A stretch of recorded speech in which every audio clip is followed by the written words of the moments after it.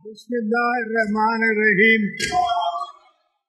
Chairman Senate, Sayyid Yusuf Gilani, Speaker National Assembly, Sardar Ayaz Sadiq, Prime Minister of Pakistan, Muhammad Shahbaz Sharif, members of the Parliament, distinguished guests, ladies and gentlemen, Assalamu alaikum. It is my singular privilege as your civilian president to address for the 8th time the August House at the beginning of another parliamentary year. This moment marks not only the continuation of our democratic journey, but also provides us with an opportunity to review our progress and reaffirm our commitment to building a better future for Pakistan. As we embark on this new parliamentary year, I urge this House to focus on promoting good governance and political economic stability. Our people have pinned our hopes on Parliament and we must rise to the expectation. It is my first duty to remind you, we need to work harder to strengthen our democratic system, restore public confidence in the rule of law, and put Pakistan on the road to prosperity. To appreciate the government's efforts, putting the country on a positive path to economic growth, our foreign exchange reserves have witnessed a surge. There was a substantial increase in foreign direct investment, and the stock market also surged to a historic high. The government has also reduced the policy rate from 22 to 12%, and all other economic indicators have shown a healthy and sign improvement. Honorable members, you are aware the population dynamics of our country have changed. A combination of factors present challenging. We must address the high rate of our population growth along with strategic drift in our administrative machinery has increased governance issues manifold. It is my considered opinion that this House should take this responsibility seriously and play its role in rail and reset our governance and service delivery outcomes. As far as the government is concerned, ministries need to redefine their vision and objectives and understand that pressing issues faced by the people of Pakistan have to be resolved within a certain time frame. We need to deliver tangible benefits, restore trust of the people in democratic institutions. Democracy needs and give and take. And what better place to work for collective goals than this Parliament? As elected representatives, your function is role models for the nation. As you go about your parliamentary business, think beyond narrow goals. Think of the unity and consensus our country so desperately needs. Urge all you to empower our people, make decisions of national importance with consensus, encourage domestic international investment for economic growth and job creation, foster social economic justice and ensure fairness and transparency in our system. Senate, Mr. Speaker, for our country to prosper, it must build equitable. This is going to be a century of many new global changes, and to weather such transitions, we need to ensure that our people, with their different regions and resources are on board of national development. It is my firm belief that a strong Pakistan is one where fruits of progress and development are equally shared by all its provinces and citizens.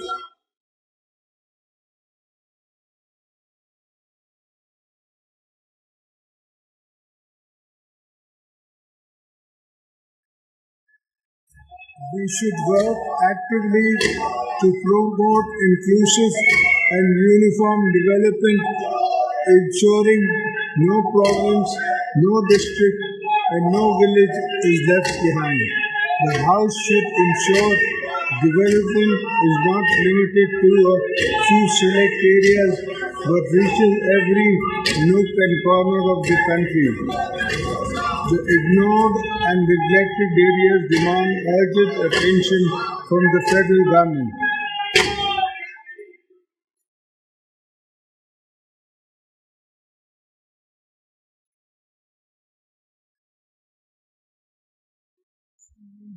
Investments in infrastructure, education, healthcare, and economic opportunities to address the sense of deprivation. Parliament is the one forum where any sense of deprivation cannot just be aired constructively but also addressed with positive empathy. By the executive branch, that is the test of real statecraft.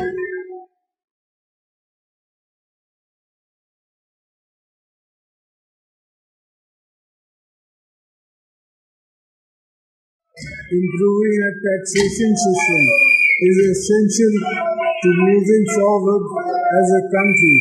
We must reform and expand our tax net, not overburdening those who already contribute, but by ensuring that every eligible taxpayer participates in nation building.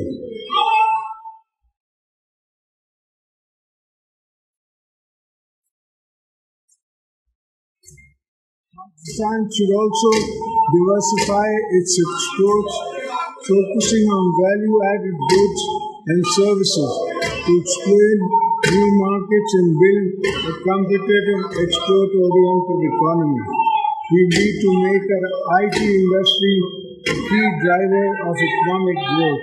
We should focus on building digital and information highways, investing in IT parks, enhancing internet accessibility and speed, and supporting the growth of our technology-driven economy.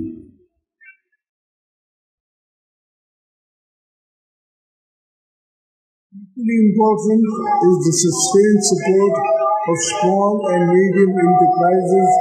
We must ensure access to credit, address procedural bureaucratic hurdles, and create policies that promote youth-led businesses.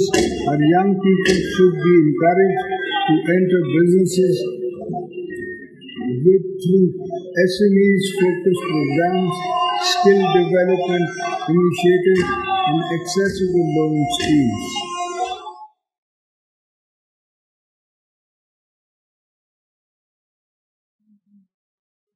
I would like to urge the House to play its role to increase the ease of doing business. Investors, small businesses, and international companies must find Pakistan an attractive potential of investment.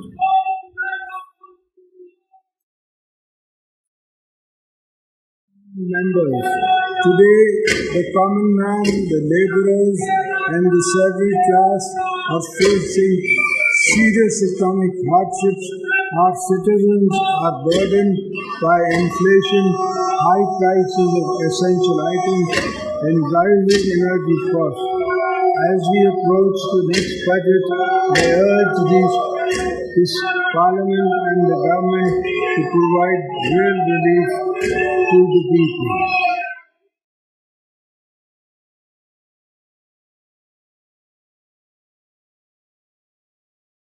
The government should take measures to forthcome budgets to increase salaries, pension, reduce income taxes and salary class, lower energy costs, which would help reduce financial burden on them. At the same time, we should avoid downsizing jobs cuts. Instead of our focus should be on creating jobs and utilizing trained manpower productively.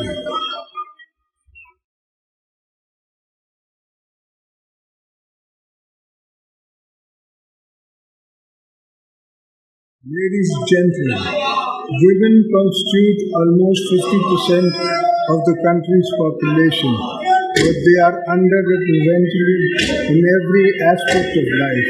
It is essential to empower them for enhancing their representation in various sectors.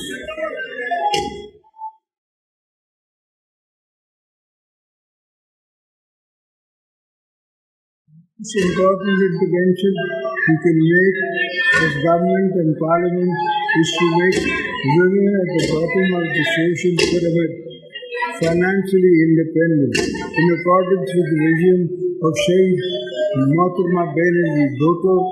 The Banerjee Income Support Program (BISP) remains a crucial lifeline of millions of families. Its reach must be expanded and cash transfers should be further enhanced.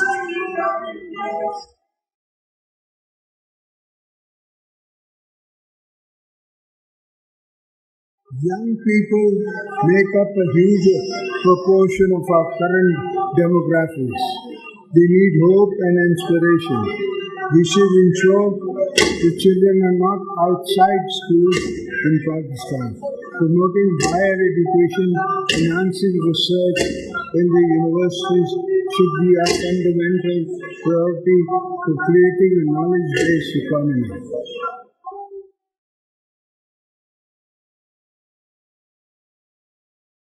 I urge the federal and provincial governments to increase allocation for education sector in the upcoming budget on micro level and to also provide more opportunities through scholarships and financial assistance programs.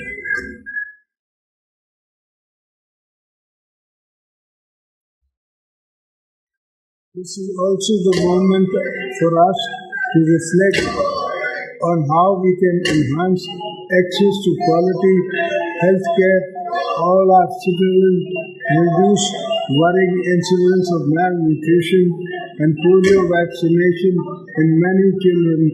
Emphasis should be laid on primary health care.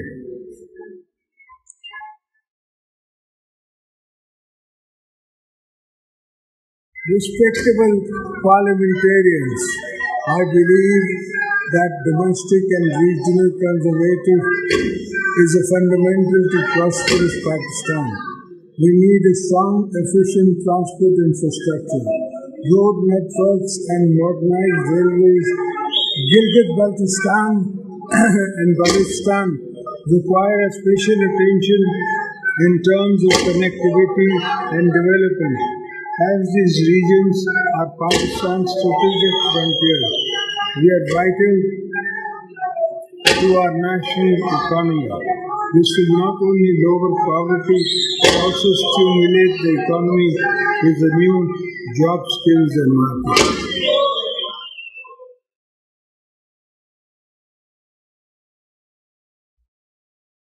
China-Pakistan Economic Corridor, CPEC, and Gwadar Port remain central to our vision of connectivity.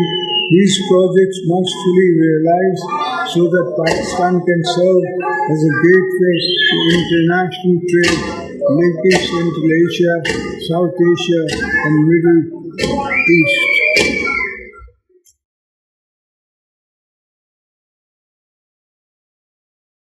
At this point, I would like to take this opportunity to urge the federal and provincial governments to strengthen agriculture sector, ensure sustainable water management, bring coordination and agencies to the urgent task of managing the growing threats of climate change.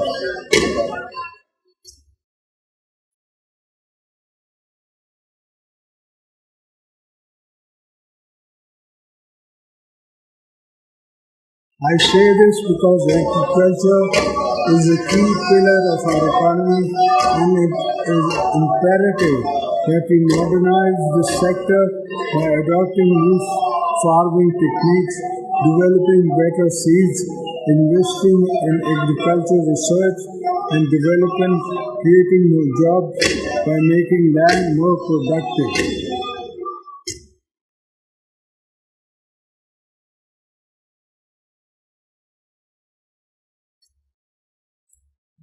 To improve our productivity, increase livestock yield, and expand food exports, our farmers must be equipped with modern tools.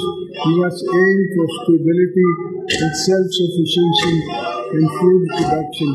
We need to focus on greater water availability and its efficient use. We must work towards innovative solutions such as bringing water from Tajikistan to Balochistan, upgrading irrigation systems, and utilizing new technologies to conserve and distribute water.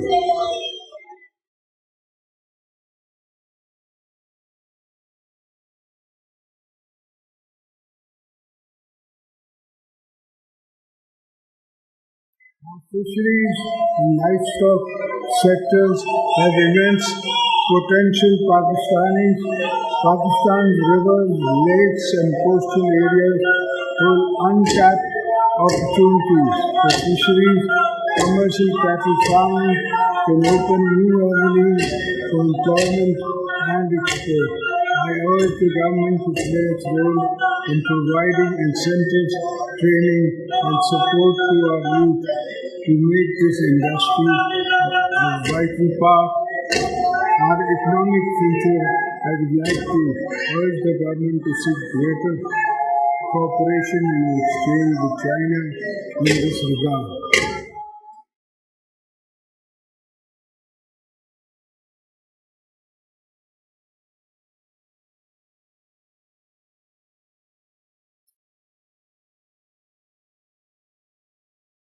Pakistan is one of the countries most impacted by climate change.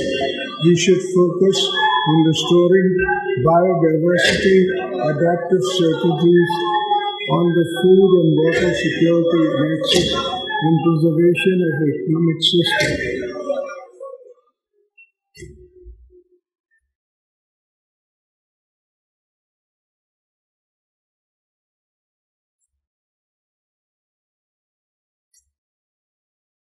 We must invest in the promotion of renewable energy, electric vehicles. We must also focus on recharging our wetlands and rivers so that they emerge pollution-free, and because once again, the lifeline for livelihood and rich marine ecosystem. The mangroves of sea stand as a shining example of what can be achieved through conservative efforts.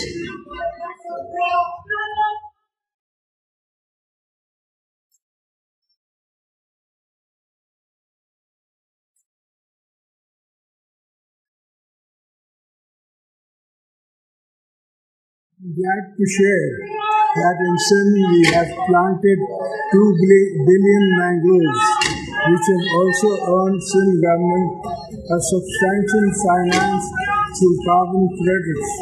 We should replicate this model protectively and benefit it from the international carbon credit market.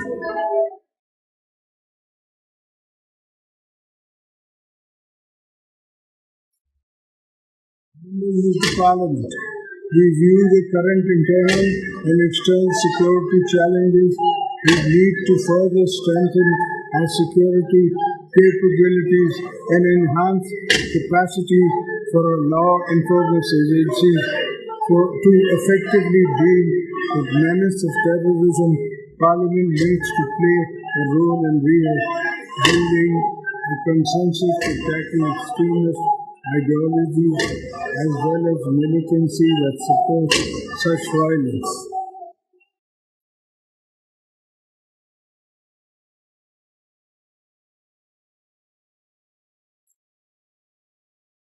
We are all aware of the external support and funding the terrorists are getting today, causing human and financial losses to the nation.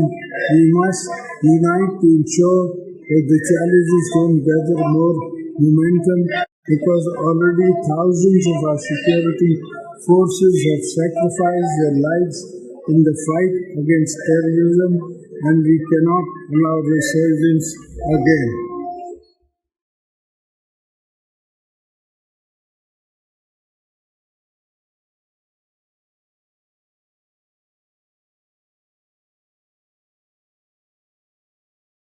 I want to assure you that we are committed to eradication of the menace with the support of the nation and the brave armed forces. Successful intelligence-based operations have led to dismantling of terrorist networks to destabilize our nation.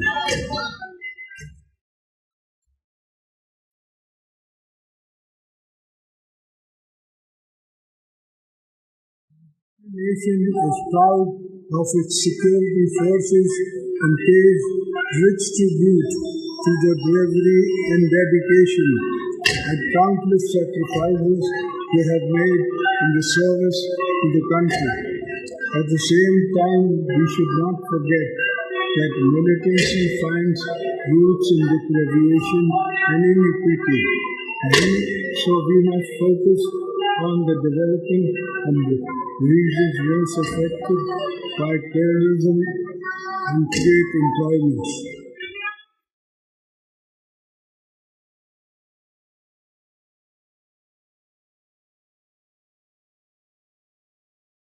Outside our borders, the world is in a different stages of transition. Pakistan remains committed to regional peace, stability, economic integration. Our foreign policy will always be guided by national interest, international cooperation, and principles of sovereignty, mutual respect. We should enhance our cooperation with friendly regional countries in the area of trade, economy, climate, and cultural exchange. We will continue to play a role as a responsible, peace-loving nation.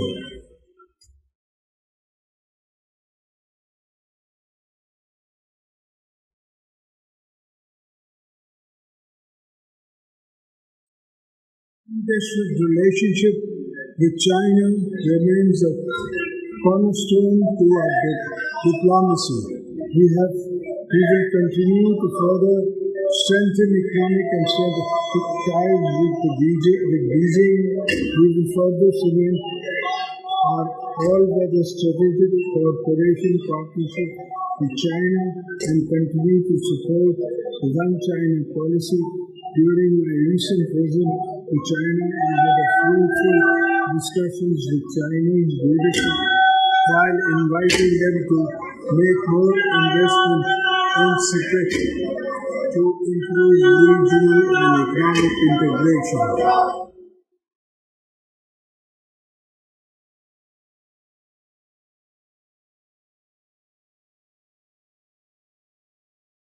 Through recent engagements with the Chinese leadership, both nations have reaffirmed commitments to further strengthen economic cooperation. The benefit of CPEC will reach every corner of Pakistan through different projects.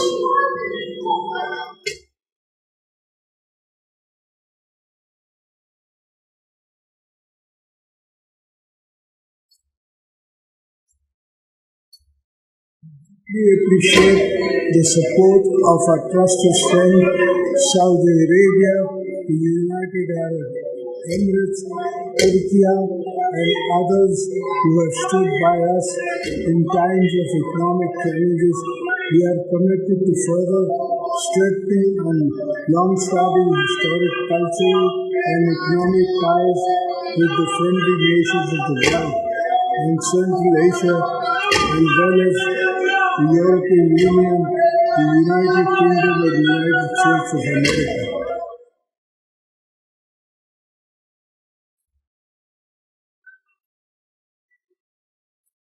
The recent successful counter-terrorism cooperation between the U.S. and Pakistan is encouraging, and the two countries should build on this success to renew and enhance cooperation for joint goals.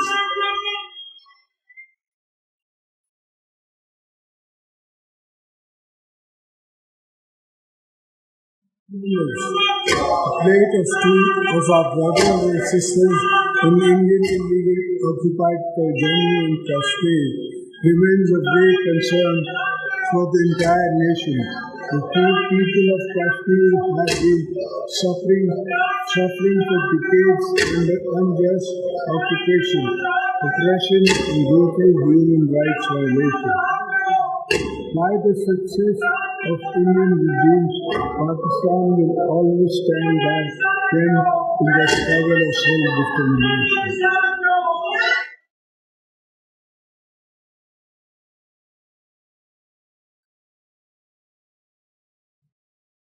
Our unwavering moral, political, diplomatic support for the Kashmir people and call upon the international community to take decisive action against autocracies being committed by Indian occupied forces.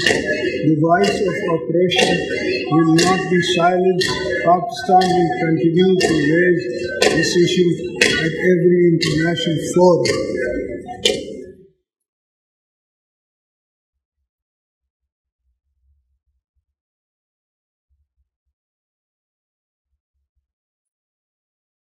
Syrian devastation in Palestine demands urgent attention of the world. The Palestinian people continue to endure violence, displacement, ethnic cleansing, and oppression at the hands of Israel's security forces.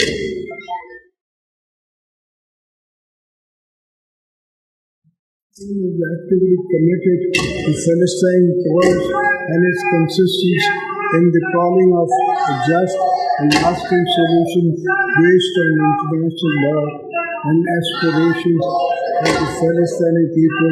Our position is clear and unwavering that establishment of an independent and sovereign Palestinian state with Al-Quds al-Sharif as its capital is essential for lasting peace in the region. Before I conclude, I must draw the attention of the House of a matter of concern for this federation. The President of Pakistan has been elected by all four provincial assemblies and National Assembly and Senate of Pakistan. In the Constitutional framework, it is my duty to represent the federation.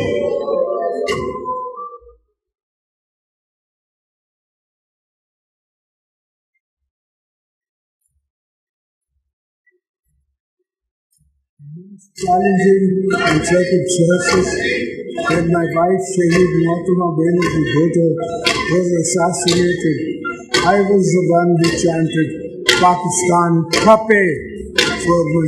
For me, Pakistan always comes first.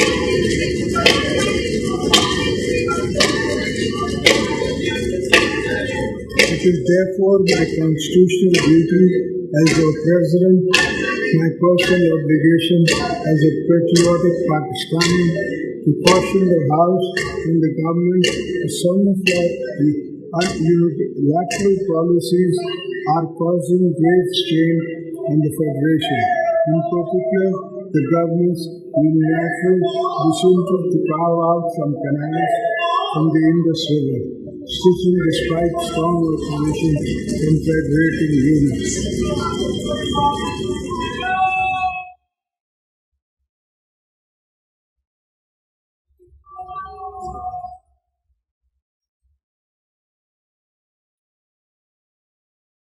that I, as your president, cannot support. I urge this government to abandon this correct first proposal and work together with the stakeholders to come up with a viable, sustainable solution based on unanimous consensus among the federating units.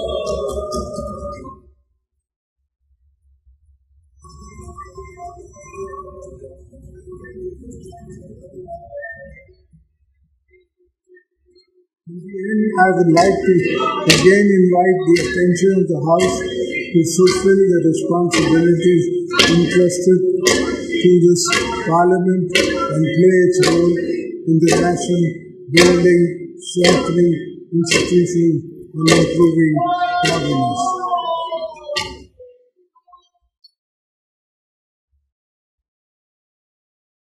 Let us put national interests supreme, set aside personal and political differences. Let us work together to revive our economy, strengthen our democracy, and uphold the rule of law. Let us strive to build a Pakistan that is just, prosperous, and inclusive. Make the best use of this parliamentary year. Thank you. Pakistan, Zindabad.